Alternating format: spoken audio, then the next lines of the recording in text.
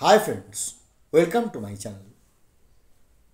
কলকাতা হাইকোর্টে 32,000 মামলার যে final verdict, justice Tapabrata sir, justice Ritabrata স্যারের ডিভিশন বেঞ্চে যে ঐতিহাসিক নজিরবিহীন ফাইনাল ভার্ডিক্ট, যা একটা দলিলে পরিণত হয়েছে।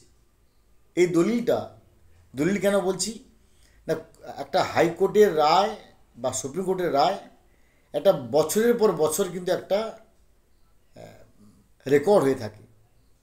এমনও অনেক মামলা আছে যেখানে হাইকোর্ট হয়তো 20 বছর আগে বা 25 বছর আগে বা 50 বছর আগে কোনো একটা রায় দিয়েছিল, সেই রায়টাকে তুলে নিয়ে এসে তাকে একটা নজির দেখানো হচ্ছে বর্তমানকালে।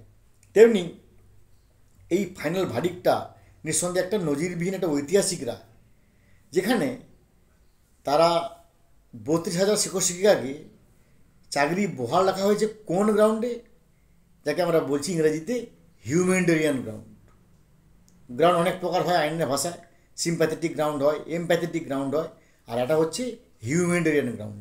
তো সহজ বাংলায় মানবিক দৃষ্টিভঙ্গিতে তাদের চাকরি রেখে দেওয়া হয়েছে। কি বলা হয়েছে এখানে? এখানে বলা হচ্ছে the effect of any direction for examination or for reexamination at this stage would have a dissimilar impact upon the অ্যাপয়েন্টিজ। অর্থাৎ যদি তাদেরকে আবার পরীক্ষায় বসতে বলা হয়, সেটা একটা ডিসিমিলার ইম্প্যাক্ট, একটা বৈসাদৃশ্য প্রভাব পড়বে।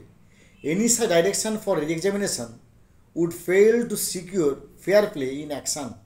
তাদের স্বচ্ছ ভাবমূর্তির প্রতিমূর্তিতে একটা বিরূপ প্রতিক্রিয়া সৃষ্টি হবে। A job taken away about 9 years of service would indisputably cause insurmountable inconvenience to the applicants, and their survival along with their family members would be at stake.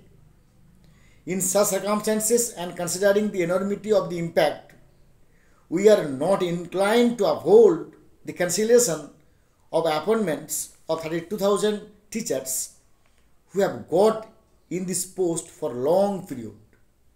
We set aside and all the appeals connected are disposed of. যেটা আমি পড়লাম এটা হচ্ছে কলকাতা হাইকোর্টের এই 32,000 মামলার রায়ের 191তম paragraph বা 191তম পয়েন্ট। এখানেই পরিষ্কার বলা আছে, যদি রি এক্সামিনেশন করা হয় তাহলে কিন্তু তাদের পরিবাররা সমস্যায় পড়ে যাবে। এবার আমি আসি যে এত আনন্দ, নিঃসন্দেহে আনন্দ ঘটে স্বাভাবিক শিক্ষক শিক্ষিকার মধ্যে, যারা 9 বছর ধরে মানে কি বলবো, war in tug of war, তারা একটা টানাপোড়েনের মধ্যে ছিল। কিন্তু এখনও তারা কিন্তু সম্পূর্ণ মুক্ত হয়নি টানাপোড়েন থেকে। এখন তাদের কাছে দুটো সমস্যা আছে। একটা হচ্ছে অলরেডি তারা সমস্যায় বিদ্ধ হয়ে গেছে। কেন না, তরুণজ্যোতি তিওয়ারি, অ্যাডভোকেট তরুণজ্যোতি তিওয়ারি মহোদয় অলরেডি কলকাতা হাইকোর্টের ডিভিশন বেঞ্চের এই রায়কে চ্যালেঞ্জ করে সুপ্রিম কোর্টে মামলা করার জন্য রেডি হচ্ছেন। অর্থাৎ তরুণজ্যোতি তিওয়ারি মহোদয় একেবারে পুরো চ্যালেঞ্জ করে এই হাইকোর্টের ডিভিশন বেঞ্চের এই নির্দেশকে চ্যালেঞ্জ করে সুপ্রিম কোর্টে যাওয়ার জন্য একেবারে আটঘাট বেঁধে ফেলেছে, রেডি হচ্ছে। হয়তো খুব শীঘ্র 2-3 দিনের মধ্যে আমরা শুনতে পাবো যে এটা হয় আয়দার এসএলপি অথবা চ্যালেঞ্জ হয়েছে, প্রথম কাঁটা।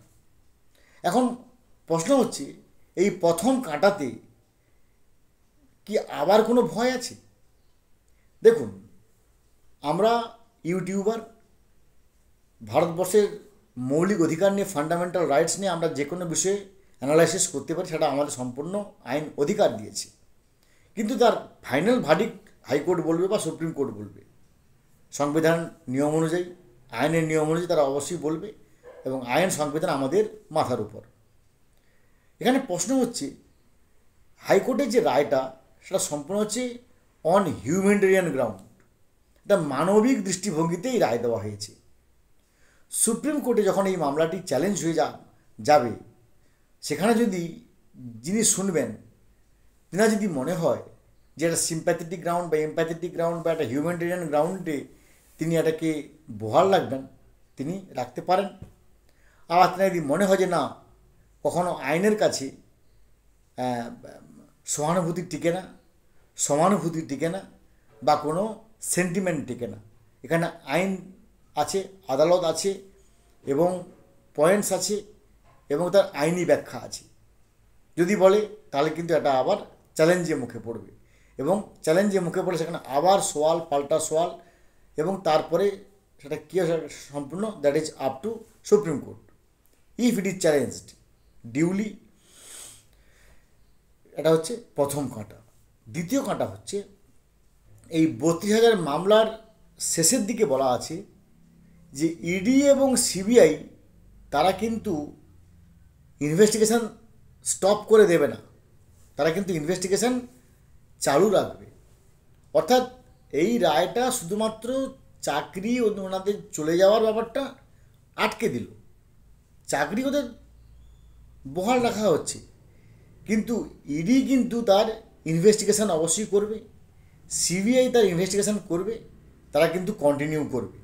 যদি এর পরে তারা কোনো ইনসারমাউন্টেবল রিজন পায়, কোনো একটা হিউজ রিজন পায়, হিউজ টেস্টিমোনিয়ালস পায়, যেখানে তারা কিন্তু একেবারে প্রামাণ্য হিসাবে এখানে আর্থিক লেনদেন হয়েছে কিংবা কোনো দুর্নীতি কিংবা কোনো দুর্বৃত্তের বিশাল প্রভাব আছে এরকম তারা প্রমাণ করতে পারে ইডি বা সিবিআই, তাহলে কিন্তু এই মামলা আবার তখন নতুন করে একটা প্রশ্নের মধ্যে আসবে যে এই 32,000 দের আবার একটা কোনো সমস্যা হতে পারে। তবে আমরা নিঃসন্দেহে আশাবাদী যে যেহেতু আমাদের ভাইরা, আমরা বলবো ভাইয়েরা বা বোনেরা, তার চাকরি ফিরে পেয়েছে 9 ইয়ার্স পরে, তার নিঃসন্দেহে আনন্দের বাতাবরণ এই মুহূর্তে আছে, থাকবে।